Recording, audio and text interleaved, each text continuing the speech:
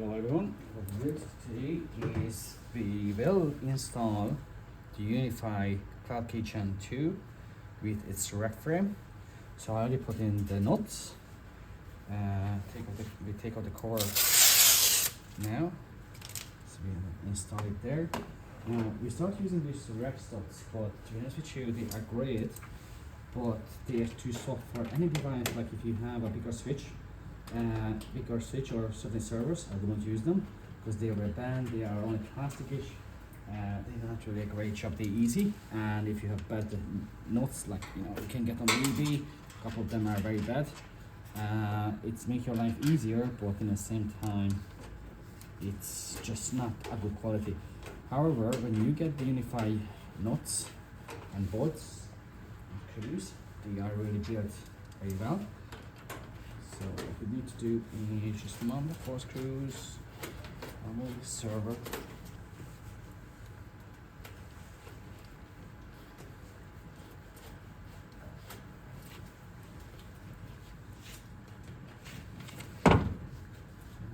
Just need to find it. Yeah. Find it. Secure it a bit.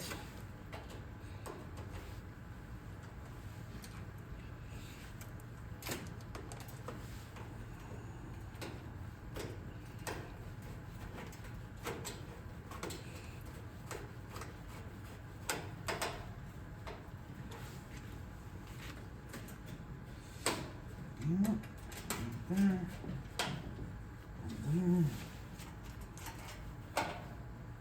there.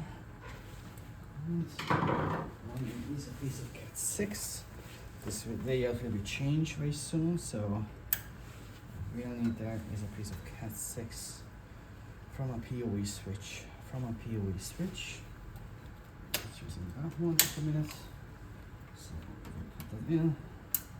Now it's very important. I cannot put that in I cannot put in the cloud key to the SE, because the whole point is that once this with the gateway is up and running, we pull the gateway, the SE, and replace with the gateway.